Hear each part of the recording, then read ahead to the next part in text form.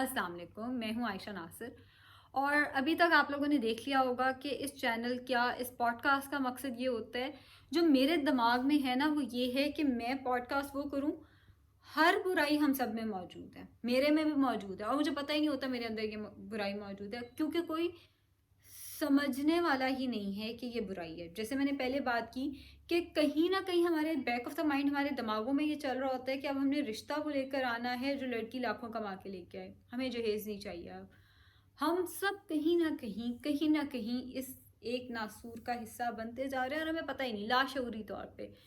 अब मुआशरे में मसला बन रहा है कि लड़की की शादी नहीं हो रही, सारा कुछ, और हम कहीं ना कहीं उसमें हिस्सेदार हैं, हमें पता ही नहीं। इसी तरह एक और मसला है जो कि आज मैं हाईलाइट करना चाहती हूँ, और वो मसला है पेरेंट्स का ज़रूरत से ज़्यादा इन्वॉल्व होना शादी के बाद। कैसे? लड़की डेली फ़ोन करती है अपनी माँ को और बताती है कि आज काम वाली नहीं आई, सारे बर्तन मैंने धोए। नन वो तो सो के लेट उठी। फिर माँ आगे से इनपुट देती है कि अच्छा तुमने बर्तन धोए, कपड़े रहने देने थे, फिर तुम कपड़े ना धोती। अच्छा तुमने कपड़े भी धो दिए, फिर कपड़े इस्त्री नहीं थे करने, कपड़े इस्त्री ना करती। अच्छा तुमने कपड़े इस्त्री भी कर दिए। अब बात ये है, उस वक्त सिचुएशन क्या चल रही थी माँ को नहीं पता। उस पॉइंट एंड टाइम पे माँ घर पे नहीं थी। माँ ने सिर्फ ये सुना कि मेरी बेटी ने आज काम वाली नहीं आई, मेरी बेटी ने आज सुबह उठ के सारे घर का काम किया जबकि नंदे कमरे में सो रही थी। नाश्ता नंदों को कमरे में मिला, नंदे रेस्ट करती रहीं और मेरी बेटी ने काम किया। ये नहीं पता कि उस घर में उस टाइम पे, उस पॉइंट इन टाइम पे सिचुएशन क्या चल रही थी। और ये सिर्फ लड़की के साथ नहीं होता, मैंने ये देखा है। और कहीं ना कहीं अगेन इस चैनल का मकसद ये है कि हम थोड़ा सा समझें कि कहीं हम तो नहीं गलत कर रहे। मैंने ये भी देखा है कि लड़के वालों की साइड पे भी गलतियां होती हैं। वो किस तरह की गलतियां होती हैं, वो भी ज़रूरत से ज़्यादा इन्वॉल्व होते हैं। वो किस तरह से होते हैं? पहले वही बहन जो कि भाई को मुंह भी नहीं थी लगाती, जो हर वक्त आपस में लड़ते रहते थे। अब शादी हो गई, अब बहन का दिल करता है भाई को नाश्ता मैंने ही बना के देना है। अब बीवी ने एक कप चाय बनाई है, उधर से बहन ने एक कप चाय बनाई हुई है, भाई बीच में फंसा हुआ है कि इसमें से चाय मैंने पीनी कौन सी है। नाश्ता माँ ने, इसको तो मेरे ही हाथ का नाश्ता पसंद है, सब में बैठ के ये नाश्ता करे। वो जो एक फैमिली टाइम होता है वो नहीं मिल पाता। इसी तरह लंच बॉक्स तैयार करना है, उसमें दो फिर चीज़ें आ जाती हैं। या तो माँ बिल्कुल ही कहती है कि ये बीवी उठे और सबके ही लंच बॉक्स तैयार करके दे, सारे घर वालों के लंच बॉक्स तैयार करके दे, जो बहुत एक्सट्रीम हो जाता है क्योंकि वो ज़ाहिर है जेठ का भी तैयार करिए, देवर का भी तैयार करिए, तो वो एक अलग चीज़ हो जाती है। लेकिन दूसरी तरफ ये आता है कि एक लंच बॉक्स माँ ने तैयार कर लिया, एक लंच बॉक्स बीवी ने तैयार किया हुआ है। अब बच्चे को समझ नहीं आ रहा है इसमें से लेके क्या जाना है। या वो टाइम जो मियाँ बीवी को इकट्ठे नाश्ते में स्पेंड करना चाहिए था, माँ जो पूरी उम्र 11 बजे सो के उठी, वो जल्दी उठने लग गई है। उसने साथ बैठ के ही अब नाश्ता करना है। पूरी उम्र जो है उसने बच्चे पे इतना ध्यान नहीं दिया जितना वो उस टाइम पे ध्यान दे रही है। ये टॉपिक मेरे जहन में आया क्यों? मेरे क्लिनिक में एक पेशेंट आई, ज़ाहिर है नाम तो डिस्क्लोज़ नहीं करेंगे। उन्होंने मुझे स्टोरी सुनाई, उन्होंने मुझे अपना बताया। एंड आई एम श्योर वो ये वीडियो भी देख रही होंगी क्योंकि वो मेरी हर वीडियो देखती हैं। सो उन्होंने मुझे ये थोड़ी सी अपनी स्टोरी सुनाई एंड वहाँ से मेरे जहन में आया कि वाकई हम कहीं ना कहीं इस चीज़ का हिस्सा बन रहे होते हैं। कहीं ना कहीं मैं अपने भाई से ये एक्सपेक्ट करूँगी कि जब शादी हो जाए तो वो, यार वो तो सारी फैमिली के साथ खाना खाए ना, मतलब वो मम्मा पापा के बगैर खाना खा रहा है।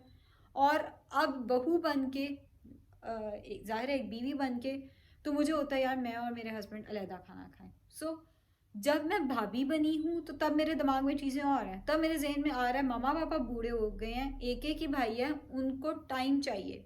तो भाई टाइम नहीं देगा, कौन टाइम देगा? हम तो अपने अपने घरों में बिजी हैं। ऑन द अदर हैंड जब मैं बहू बनी हूँ तो मैं ये एक्सपेक्ट कर रही हूँ कि मेरा शौहर सिर्फ मेरा हो जाए, वो अब किसी मतलब अपने घर वालों के साथ वैसे टाइम ना गुजारे। एक ये होता है एक्सपेक्टेशंस हमारी दो तरह की, दो मुनाफ्कत वाली हमारी एक्सपेक्टेशंस होती हैं, अपने आप से और होती हैं और किसी और की बेटी से कुछ और एक्सपेक्टेशंस होती हैं।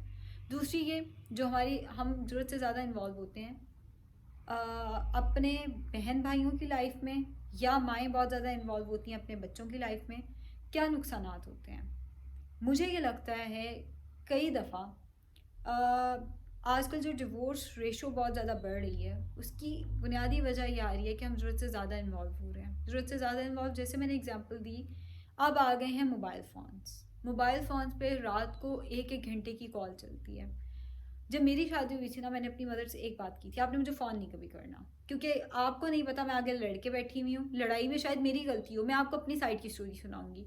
सो ये जो रोज़ रात को बात होती है और 1 घंटा बात होती है, पहले सारी बहनों से बात होती है, फिर माँ से बात होती है, मुझे लगता है उसमें जो मेके की तरफ से इनपुट मिलती है वो नहीं मिलती जो मिलनी चाहिए।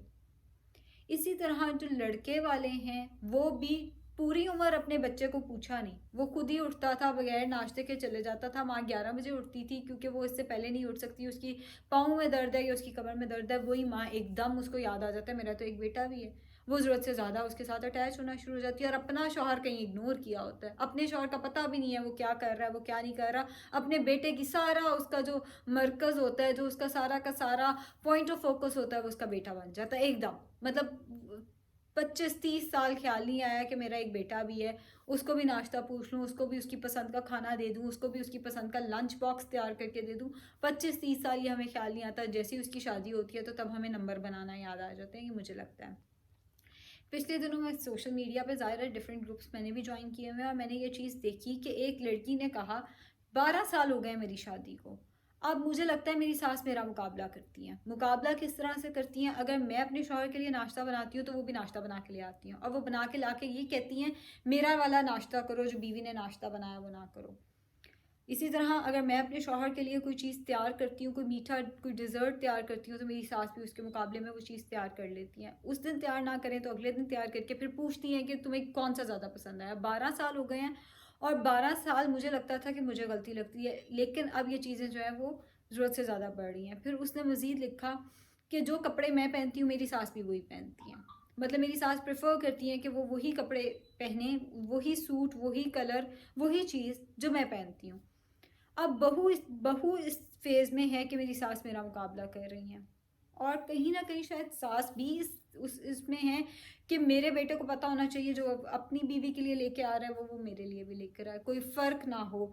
या शायद अगर हम सास का पॉइंट ऑफ व्यू सुने तो शायद सास को ये लगता हो कि मैंने पूरी उम्र 80-80 हज़ार का सूट पहना है, अब मेरी बहू को जो 6 हज़ार का मिलता है मैं उसी में खुश हूँ। हमने सास का पॉइंट ऑफ व्यू तो सुना ही नहीं ना। तो मुझे ये लगता है ये जो ज़रूरत से ज़्यादा इन्वॉल्वमेंट चल रही है आजकल पेरेंट्स की, इनफैक्ट जो मियाँ बीवी के पिछले लोग हैं उनकी ज़रूरत से ज़्यादा इन्वॉल्वमेंट चल रही है, वो माशरे में बहुत सारे मसले मसाइल लेकर आ रही है। जो आप लोगों से मैं सवाल पूछ रही हूँ वो ये है, सबसे पहले क्या आप लोग घर रोज़ बात करते हैं जो ख़वातीन शादीशुदा हैं, अगर आपके घर में भाभियाँ हैं या जैसे भी, तो क्या आपको लगता है कि ये चीज़ें ज़रूरत से ज़्यादा है? आप अपनी भाभीियों के साथ ये तो नहीं कर रहे कि आपकी भाभी जो पकाती हैं आप उसके मुकाबले में कुछ पका के बैठ जाते हो और फिर सब में बैठ के पूछते हो किसने ज़्यादा मज़े का पकाया।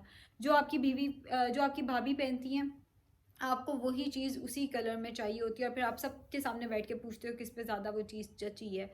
कहीं आप अपनी भाभीियों के साथ ये सब कुछ तो नहीं कर रहे? कहीं आप अपनी बहन को रोज़ फ़ोन करके तो नहीं पूछ रहे क्या बना, फिर उसको उस देखें एक सीधी बात है, आपको नहीं पता कि आपकी बहन ने अगर घर का काम किया उस पॉइंट इन टाइम पे मसले मसाइल क्या चल रहे थे, आप वहाँ पे नहीं थे, आप अपनी इनपुट तो नहीं देते, एक ऐसी इनपुट जिसकी ज़रूरत भी नहीं है। सो ये सारा कुछ मैं, क्योंकि अगेन इस पॉडकास्ट का मकसद ये है कि वो सारी गलतियां जिन्हें हम गलतियां भी नहीं समझ रहे उस पर रोशनी डाल सकें। मतलब कई दफ़ा ये होता है हम ना चाहते हुए भी कोई गलती कर रहे होते हैं और हमें समझ नहीं आ रही होती हमसे गलती हुई का। सो इस पॉडकास्ट का मकसद ये है कि हम देखें कि कहीं हम तो नहीं उस गलती का हिस्सा बन रहे, ना चाहते हुए भी कहीं मियाँ बीवी के इख्तलाफात की वजह हम ही तो नहीं बने हुए। अपनी ओपिनियन ज़रूर शेयर कीजिएगा। शुक्रिया बहुत बहुत।